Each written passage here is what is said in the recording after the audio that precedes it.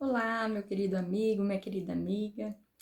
Quero cumprimentar você com a paz do Senhor Jesus, que essa paz esteja ricamente, abundantemente no teu coração em tempos que estamos vivendo agora. E gostaria de compartilhar algo com você que o Espírito Santo já tem colocado, ministrado no meu coração alguns dias atrás.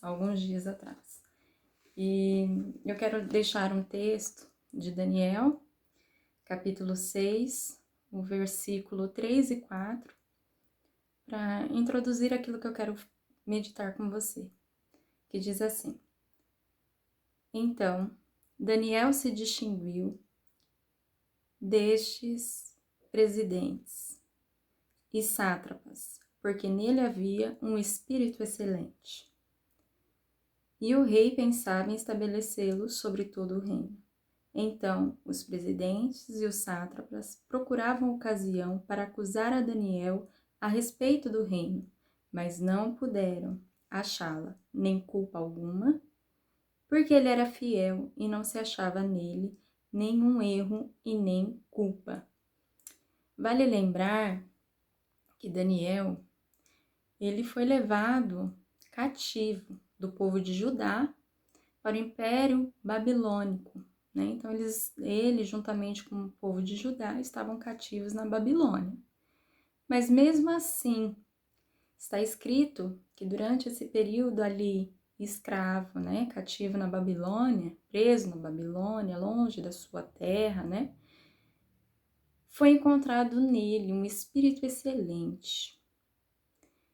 Não havia nele culpa, ele era fiel, não achava erro e nem culpa. Procuravam ocasião, oportunidade para culpar a Daniel. Ele estava longe da sua terra, exilado numa terra onde que não seguiam e não serviam o mesmo Deus que ele, mas mesmo assim, Daniel manteve-se fiel ao seu Deus. Um homem que prestou ali a sua fidelidade a Deus, espírito excelente, sem erro, sem culpa.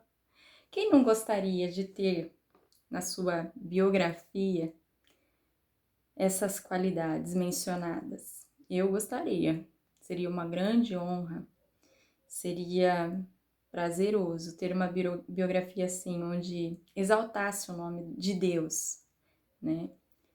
E Daniel teve, né? Mas sabemos que ele passou por diversas provações, não foi fácil. A começar ali, né? Estar escravo, distante da sua terra, levado ainda jovem, né? Para um cativeiro, e sabe-se que ele passou boa parte também da sua velhice ali. Mas mesmo assim, foi registrado na Bíblia, né? Na palavra, ele também é autor também da narrativa, mas teve por Deus ali achado, né, mencionado ali a sua biografia como alguém que teve um espírito excelente, alguém que manteve sua integridade, a sua fidelidade a Deus. E isso eu gostaria de poder concluir a minha vida e as pessoas dizerem: ali foi encontrado um espírito de excelência nela, né? Foi fiel ao seu Deus, não negou o seu Deus, manteve-se fiel, não foi achado culpa, né? Mas somos pecadores, né? E aí estamos lutando para honrar a esse Deus que nós servimos. Mas eu quero meditar algo que me chamou a atenção e vem me chamando a atenção, algo que o Espírito Santo de Deus tem colocado no meu coração, sobre o porquê que Daniel teve alguns resultados maravilhosos na vida dele, embora passou por grandes adversidades, né? E eu quero destacar com você, entre o capítulo 1 e o capítulo 6, mas eu quero me ater mais ao 6, porque são excelentes qualidades também de Daniel, mas duas prioridades que Daniel ali priorizou ali na sua vida. E não só as prioridades, mas com decorrer a essas prioridades, o que ele teve de resultado? O que foi que ele priorizou e como consequência disso, quais resultados foram bons pelas escolhas que Daniel fez. Então, eu quero meditar com você no seguinte tema, que as nossas prioridades vai definir os nossos resultados. Aquilo que você prioriza na tua vida, né? Seu resultado vai ser fruto disso. E vamos observar, então, algumas prioridades de Daniel. A primeira prioridade que eu observei foi que Daniel, ele se santificou. No versículo 8 e 12 do capítulo 1, nos diz assim, versículo 12, 8 e 12, diz assim: resolveu Daniel firmemente não contaminar-se com as finas iguarias do rei, nem com o vinho que ele bebia. Então pediu ao chefe dos eunucos que lhe permitisse não contaminar-se. Versículo 12, diz assim: experimenta, peço-te, os teus servos 10 dias, que se nos deem legumes a comer e água a beber. Penso eu, Daniel, no palácio do rei, né? Porque ele se destacou, né, entre os demais que estavam ali. Então, ele estava ali juntamente com o rei, mas mesmo assim ele recusou a comer do banquete do rei, né? A palavra de Deus diz fortemente ali que ele resolveu, ele estava decidido, resolveu firmemente. Quando a pessoa está resolvida e ainda firmemente, é porque de fato não há dúvida. Daniel, ele manteve-se fiel a Deus, porque ele resolveu não contaminar-se. Então, a primeira prioridade de Daniel, vejo eu assim, quando ele chega ali perante a presença de um rei idólatra, né? Eu vejo assim que Daniel, ele quis se santificar-se, né? Porque muitas das iguarias do rei, muitas delas eram consagradas aos seus deuses, né? Nos deuses ali babilônicos. Mas Daniel manteve-se firme em santificar-se. Ele não queria perder a presença do Deus que ele servia, né? Então ali ele resolveu não contaminar-se. A primeira prioridade de Daniel foi se santificar. Tanto é que ele fala, me dê 10 dias para que nós comamos só legumes e bebemos só água, né? E ali foi assim que teve um acordo ali dentro da corte real mesmo, para que servissem somente legumes e água para eles durante 10 dias. Havia até uma certa preocupação que eles não se desfalecessem na hora de estar na presença do rei, né? Mas pelo contrário, depois a gente vai lendo a história, a gente vê que não aconteceu isso. Porque Daniel era um homem que tinha um grande temor de Deus no coração dele. Ele temia muito. E como resultado de se santificar para Deus, de não ali compartilhar aquilo que era oferecido a outros deuses e se manter puro e leal ao Deus que ele servia, o resultado da santificação de Daniel, nós vamos ver no versículo 15 do capítulo 1, que no fim dos 10 dias, a sua aparência era melhor do que as dos jovens que comiam das iguarias do rei.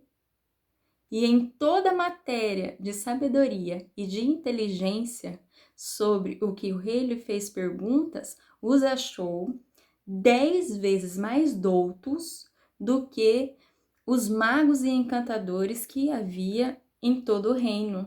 Olha que lindo isso!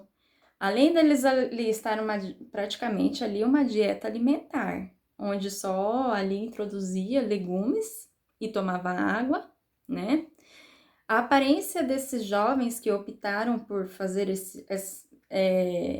em se santificar, em se separar das iguarias do rei, era muito melhor do que aqueles que estavam comendo do banquete real, né? Então a gente vê ali que como é maravilhoso você se manter leal ao Deus que você serve, ter convicção que é Deus quem te sustenta e que aonde Deus te coloca, você vai fazer a diferença ali, né? Crendo nesse Deus poderoso e maravilhoso, porque foi esse Deus que sustentou a Daniel e os que com ele estavam ali, né?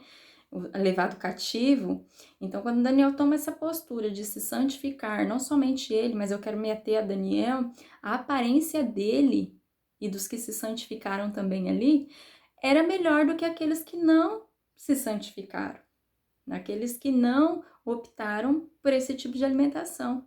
E como resultado dessa santificação é que, além da aparência deles estarem melhor, e a palavra ainda diz robustos, né? Eles ainda ficaram melhor do que eram antes de se consagrar a Deus, ali naquela terra estrangeira, idólatra. A palavra de Deus fala que foi achado neles 10 vezes mais sabedoria, mais inteligência do que os magos e encantadores daquela região. Que maravilha, gente! Quando Deus nos põe no lugar onde quer que Ele programou para que estivéssemos, né? Embora numa ocasião ali de exílio, mas era a soberania de Deus estava presente ali naquele lugar. Deus cuidou de Daniel e ainda fez com que ele tivesse 10 vezes mais inteligência, mais conhecimento, mais sabedoria para tudo quanto o rei lhe perguntasse, ele tivesse resposta. Então, valeu a pena santificar-se. A segunda prioridade na vida de Daniel, eu vejo que ele priorizou a vida de oração. Além de santificar-se, Daniel ainda, ele orava. Sabe-se que antigamente os pais ensinavam os filhos sobre a fé, né? Então, como que era? Na época de Abraão, eles iam lá, ofereciam sacrifícios, e isso os filhos iam crescendo, ia vendo, a palavra diz que eles inculcavam a palavra de Deus, então eles cresciam vendo isso e automaticamente virava hábito, né? Se aprendia de pai para filho. Assim também a oração era aprendida. Abraão tinha por hábito de orar pela manhã, Isaac já tinha hábito de orar no período mais pro meio da tarde, e Jacó, sabe-se que ele passou a noite lá lutando com o anjo, né? Orando, teve revelações da parte de Deus à noite. Então, assim, não tinha um horário específico, mas ali eles aprendiam, ensinavam os seus filhos. Então, na cultura judaica já era introduzido isso desde pequenininho aos filhos a orarem. E no capítulo 6, no verso 10, diz que Daniel, quando soube do decreto, ele entrou em sua casa. Qual decreto que era esse? O decreto era que, como eles não achavam culpa em Daniel, eles falaram bem assim: olha, vamos ver se a gente consegue pegar ele na lei do Deus dele, né? E qual que era a lei do Deus que ele servia? Viam que ele era religioso e tinha por hábito, por costume, orar todos os dias, 3 vezes ao dia. Que ele subia ali no seu quarto, abria as janelas e se punha de joelho 3 vezes ao dia, orava em direção a Jerusalém, né?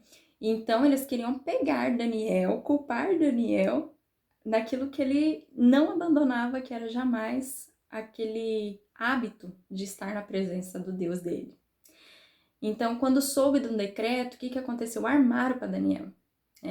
Fizeram um rei, assinaram um decreto que ninguém podia invocar a outros deuses por um período lá de tempo. E daí, quando Daniel soube que esse decreto, né, estava ali para ser assinado pelo rei, o que Daniel fez? Manteve-se fiel, leal, continuou a sua vida de oração, nem por isso ele se paralisou a sua fé, nem por isso se amedrontou ou fez com que ele paralisasse, não, agora eu não vou buscar, como vejo hoje muitos temendo, né, más notícias, temendo as ameaças E o que acontece? O temor, a gente sabe, ou o medo, ou a pessoa vai, de fato, encara a situação e se torna ainda melhor, ou o que ela vai acontecer? Ela vai paralisar. O medo tem essa influência, ou faz com que nós tenhamos uma reação de paralisar, né? E Daniel não. Daniel, quando soube, ele manteve-se íntegro, continuou buscando a presença de Deus, né? Ele soube do decreto, ele entrou em sua casa, abriu as janelas lá, voltado para Jerusalém e se colocava de joelho 3 vezes ao dia. Ele orava e dava graças diante do seu Deus, como costumava fazer. Só que essa palavra, ele orava e dava graças ao seu Deus, como costumava fazer, me chama a atenção, né? Quantas e quantas vezes nós buscamos a presença de Deus porque já estamos habituados, hein? No versículo 11 diz ainda que aqueles homens foram juntos e tendo achado Daniel a orar, os homens que assinou o decreto, né? Que fez com que o rei assinasse o decreto, acharam ele orando e suplicando diante do seu Deus. Eu vejo aqui que Daniel, ele não tinha só uma prática de oração, como muitos de nós temos hoje. Porque às vezes nós nos pegamos num costume religioso e eu vejo que às vezes, nem sempre isso é bom, estar na presença de Deus, porque só se tornou um hábito. Acredito que quando nós entramos na presença de Deus, nós temos que aproveitar desse momento e de fato crer que Ele está ali nos ouvindo e não tomar o nosso tempo de estar na presença de Deus, porque simplesmente nos habituamos a isso, né? Como algo que foi nos ensinado, né? A dobrar os nossos joelhos e buscarmos a presença de Deus, a fazermos mais uma oração. Creio eu que Deus está atento à oração do seu povo. Creio eu que quando dobramos os nossos joelhos para buscar a face do Senhor, o Senhor ali já está. E como eu vejo que na vida de Daniel, ele priorizou a oração, não como um ritual de oração. Porque eu vejo que ali não eram palavras vãs ditas ao Deus dele.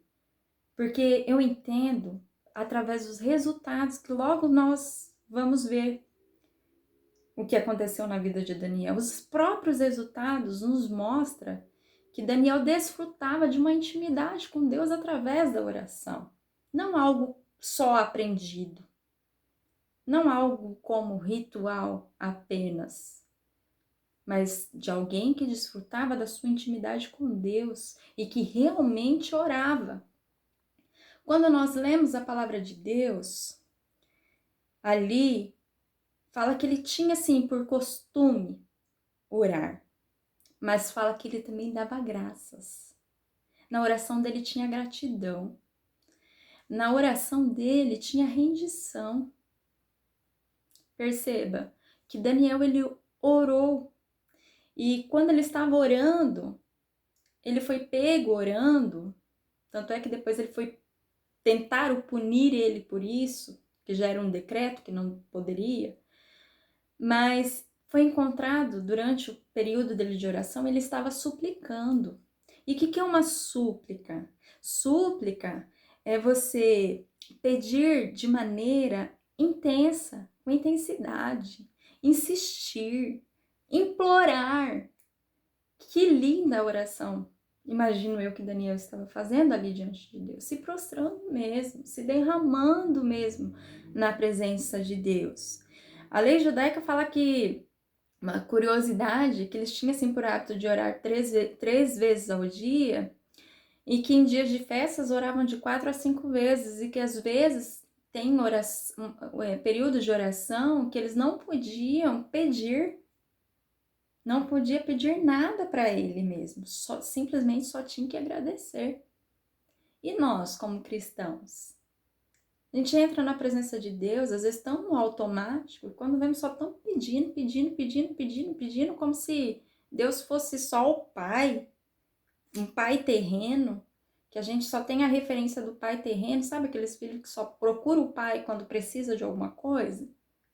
E não, Daniel, com ele, nesse momento aqui, não foi assim, sabe? Daniel procurava a presença de Deus para dar graça, para bendizer a Deus. E é tempo de voltarmos a procurar a presença de Deus e bendizer o nome dele.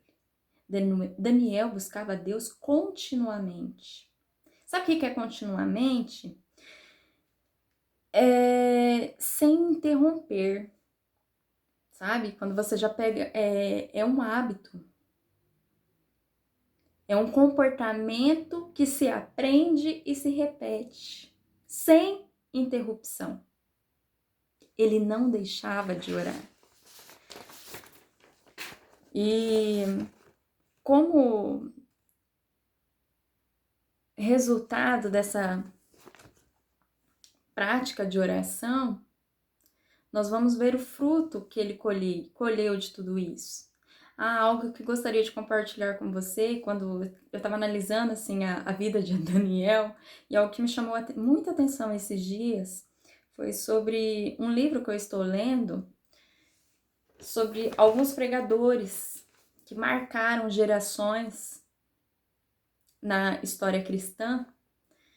E um dos nomes que me chamou a atenção foi de Christmas Evans. E eu gostaria de compartilhar nesse momento, antes de falar dos resultados de uma vida de oração, pelo fato que Daniel priorizou a vida de oração, mas eu gostaria também de falar de uma outra pessoa que, assim como eu e você, de um pregador considerado naturalista, um pregador Christmas Evans, conhecido até mesmo como um pregador caolho, né, por causa de uma deficiência que ele tinha num dos olhos. Ele pregava muito na região de Gales, e ele era muito conhecido por ser cheio do Espírito Santo.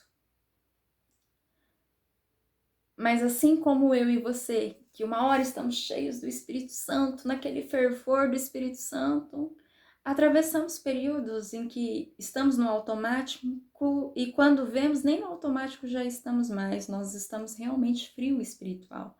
Eu acho linda a história dele porque eu me identifiquei em alguns momentos da minha vida com a história deste grande pregador que foi conhecido e teve na sua biografia relatado que foi um dos pregadores mais assim cheios do Espírito Santo, que fez tanta diferença e que ganhou muitas almas para Jesus. Fala que ele pregava por aproximadamente assim num auditório de 15 a 20 mil pessoas, e que depois de uma das pregações dele, no qual ele tentou pregar por 15 minutos, falando sobre a misericórdia de Deus, falando ali naquela passagem do filho pródigo, diz que caiu sobre o auditório um pranto, um temor, onde pessoas só choravam, oravam, gritavam, suplicando pela misericórdia de Deus. Diz que foi impossível ele retomar o seu sermão. Durante 15 minutos, os primeiros 15 minutos da pregação dele, o poder de Deus caiu sobre aquele auditório. Vale lembrar que esse homem era um homem de muita oração e cheio do Espírito Santo. Então, quando ele começou a pregar ali, aquele auditório caiu em pranto. E ele tentava retomar o sermão dele. Acredito ele que ele, se preparou para aquele momento. Mas como ele era cheio do Espírito Santo, quem fez a obra ali naquele momento foi Deus. Constrangendo aqueles corações, onde os corações começaram a se quebrantar, a se derramar na presença de Deus. E ele tentava retomar o sermão, mas foi impossível naquele dia. Começou pela manhã o sermão dele. Quando foi à tarde, o povo ainda estava chorando, clamando, suplicando na presença de Deus. À noite, a mesma coisa, e diz que foi até o outro dia. A multidão clamando e chorando, pedindo a misericórdia de Deus sobre a vida delas. Evans teve o seu ministério muito frutífero, ganhou muitas almas para Jesus, mas teve um período na vida dele que foi um período de distanciamento da presença de Deus. Por quê? Porque ele teve que enfrentar uma certa doutrina chefiada por um orador eloquente e instruído. Na luta contra esta seita, ele começou a esfriar espiritualmente. Já não possuía mais o espírito de oração e nem gozo na vida cristã. Perdeu a alegria. Mas ele descreveu como ele buscou e recebeu de novo a unção do Espírito Santo, que fez com que sua alma abrasasse ainda mais do que era antes. Olha o que ele diz. Não podia continuar com o meu coração frio no púlpito, na oração particular e nos estudos. Até que um dia na estrada comecei-me a sentir obrigado a orar, apesar de estar ainda com o coração endurecido e carnal. Eu comecei a suplicar, senti como que pesados grilhões me caíssem e que, como uma montanha de gelo, se derretessem dentro de mim, ou como se estivesse saindo de um túmulo no inverno muito frio. Estava em lágrimas e fui constrangido a clamar e a pedir a Deus o gozo da salvação. Tudo entreguei nas mãos de Cristo. Já no culto seguinte, senti-me como tirado de uma região estéril, do gelo espiritual, entrando agora para terras agradáveis das promessas de Deus. Recomecei então os primeiros combates de oração e um forte anelo pela conversão de pecadores. A história ainda diz que ele não dormia. Grande era a presença de Deus na vida desse homem. Quando ele ali clamou, pediu que novamente Deus desse a alegria da salvação, que ele virou um intercessor de almas. Ele não dormia enquanto não clamasse, enquanto não sentisse o desespero de ver almas perecendo. E ele pedia para ganhar almas para Cristo. Ele não suportava ver pessoas morrendo sem conhecer a Cristo. Então ali ele virou um homem de oração. De fato ali ele teve... Pensa num homem que já tinha a presença do Espírito Santo, mas que por um momento perdeu porque ficou ali lutando contra falsos pregadores, só porque tinha uma boa fala, né? Ele foi se esfriando espiritualmente. E quantos de nós oramos, às vezes até sem interrupções, assim, continuamente, né, diariamente, estamos cheios do Espírito Santo e às vezes nos esvaziamos, já não sentimos mais a presença de Deus, já não temos mais o fervor. A palavra de Deus diz para que nós não entristecermos o Espírito Santo e nem extinguir, não apagar o Espírito Santo das nossas vidas. Eu lembro também de Isaías, Deus advertindo o povo, dizendo, estão me honrando com lábios, mas o coração está longe de mim. Quantas vezes nós honramos a Deus com lábios, oramos muito bem, falamos palavras bonitas, mas o coração está endurecido. O coração já não crê que Ele existe. Mas mesmo assim, insistimos em buscar a presença de Deus. E Deus é misericordioso. Deus é misericordioso e Ele se aproxima de nós. Quando reconhecemos que o nosso coração está frio, quando o nosso coração está endurecido para a presença dEle. Às vezes nós estamos tão no automático e não valorizamos a presença de Deus. Não valorizamos a cruz de Cristo, porque a cruz é o que nos liga a Deus hoje. A cruz nos torna mais próximos de Deus hoje. Não precisa mais o sacerdote orar por você. Hoje você pode se achegar ao trono da graça de Deus. Hoje você pode orar a Deus. Mas ore sentindo, ore crendo que ali Ele está. Não faça a sua oração sozinho. E quando você já não sentir que as orações está chegando a Deus, começa a quebrantar o teu coração. Talvez o teu coração já não esteja mais sensível à voz dele. Por isso você já não sente o mover de Deus ali enquanto você ora. Talvez é a frieza, o endurecimento do nosso coração para com Deus. Viva na intimidade com Deus. Uma das coisas, voltando para a história de Daniel, uma das coisas que os amigos de Daniel oravam antes de serem lançados na fornalha, e quando perguntados, questionados sobre o Deus deles, eles diziam assim: se Deus quiser nos livrar da fornalha, Ele pode. Mas se não, nós não vamos nos dobrar, nós não vamos nos prostrar ao seu Deus. A palavra de Deus nos diz em Tessalonicenses 5,17, orem sem cessar, perseverem na oração. Veja que aqui a notícia do Novo Testamento já não é orem mais 3 vezes, não é a quantidade, mas o orar sem cessar é assim, você ter toda a oportunidade, a qualquer momento, a sua oração será ouvida. Que privilégio! O cristão deve orar sem cessar. O orar aqui não é só uma prática de uma reza. O orar aqui está implicado em tudo quanto você for fazer, converse com seu Deus, seja íntimo do seu Deus. Esse é o orar sem cessar.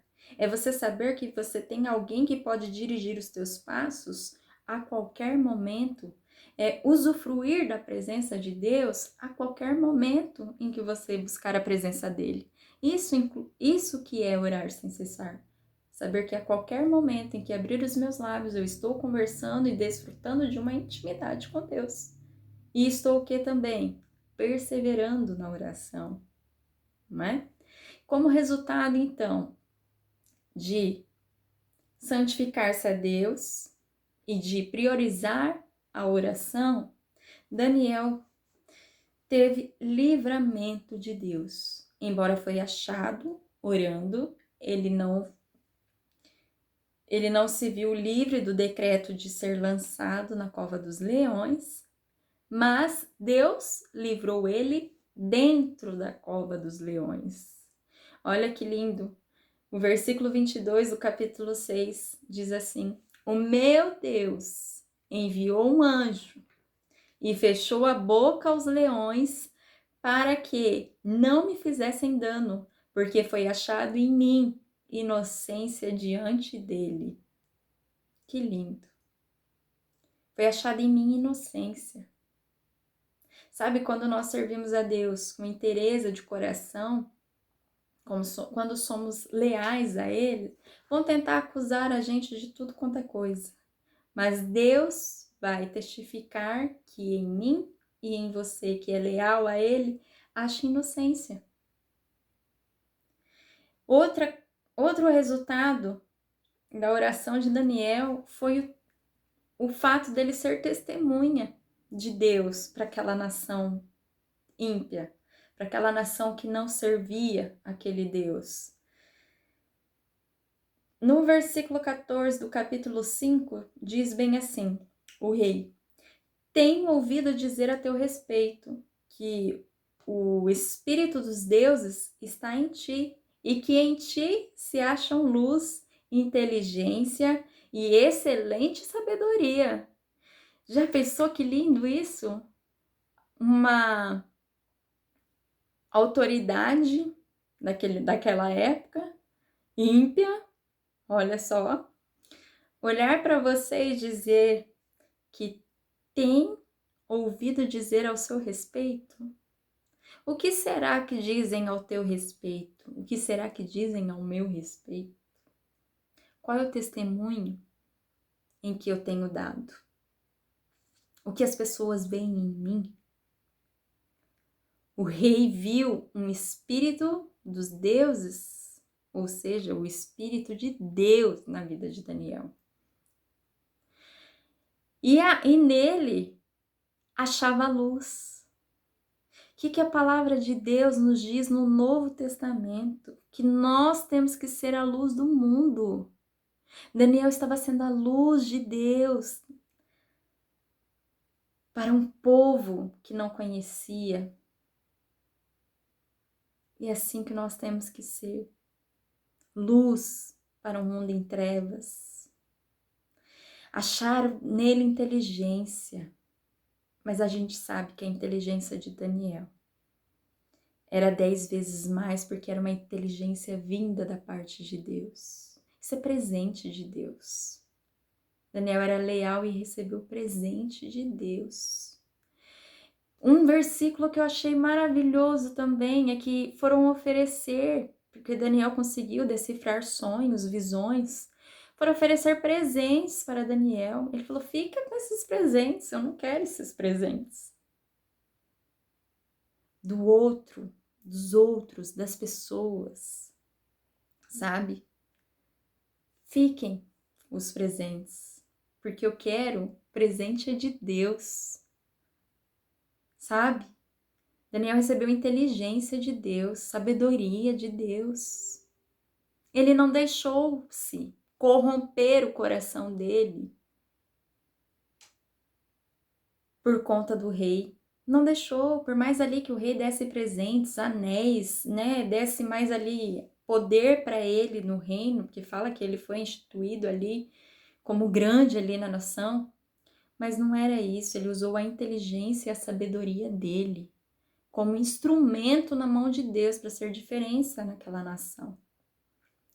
Sabe, nós também, como servos de Deus, nós temos que permitir que Deus use inteligência, sabedoria, inocência para esta nação, para nós sermos a diferença para aquele que está longe de Deus.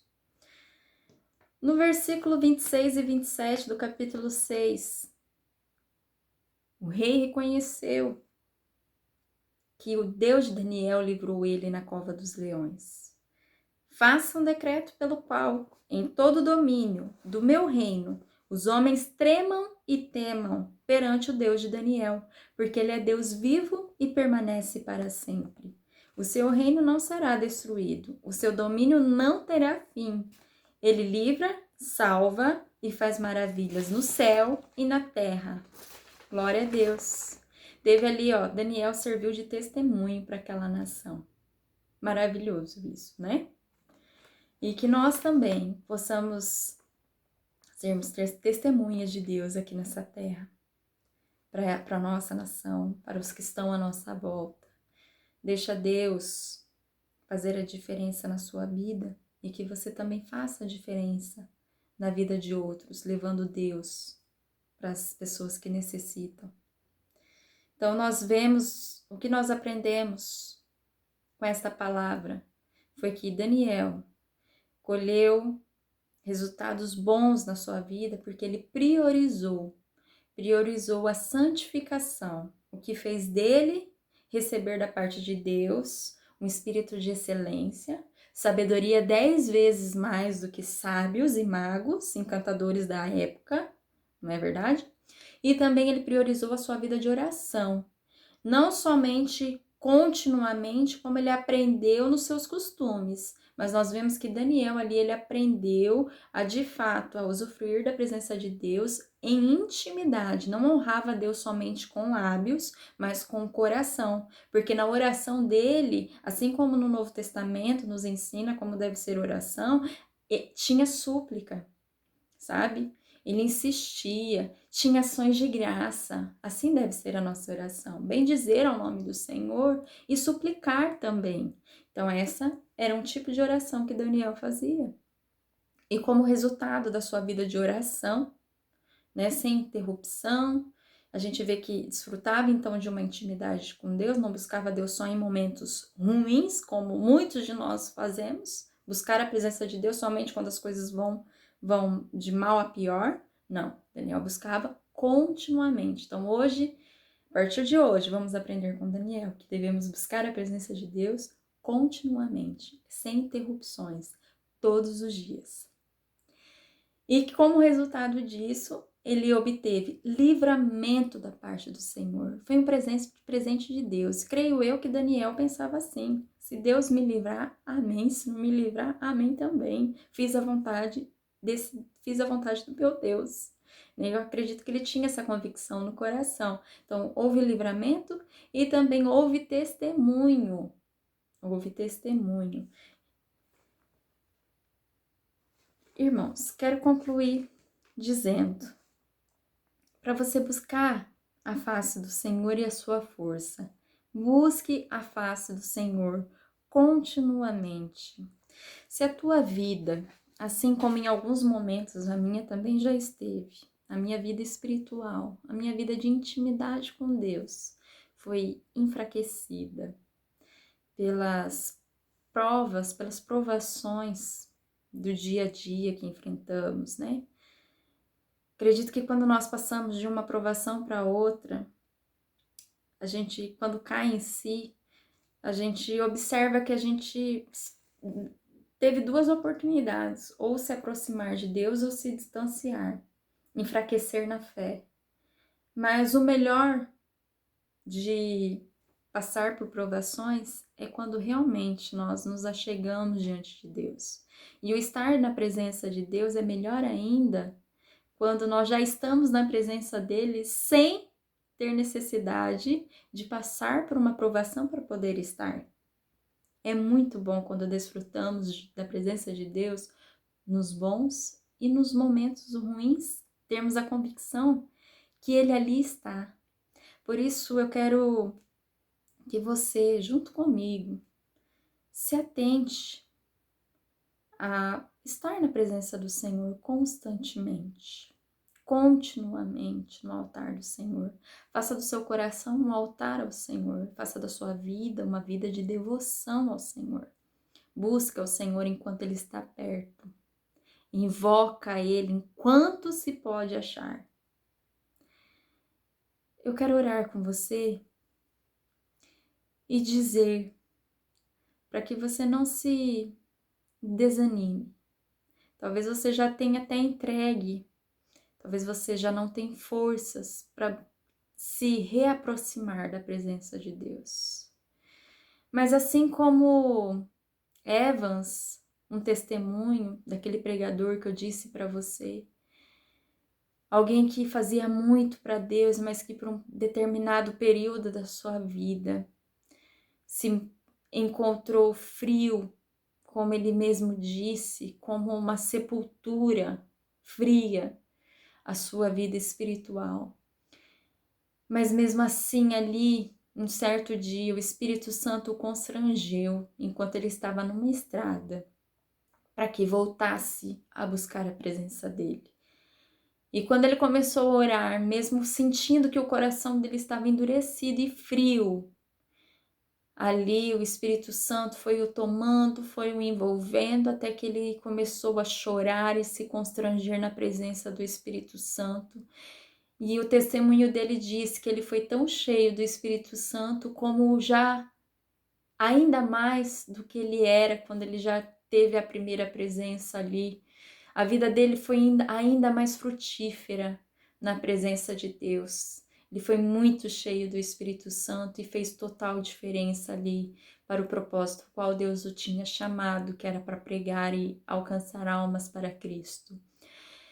Que nesse período de oração você também possa voltar o teu coração para Deus, a buscar esta presença maravilhosa. Confesse que talvez teu coração já não busca com inteireza. Confesse que talvez no teu coração você só tem dito palavras da boca para fora, mas com teu coração longe de Deus. Confessa e atrai a presença do Espírito Santo para envolver você novamente e que a presença do Espírito Santo esteja contigo nesse momento. Pai,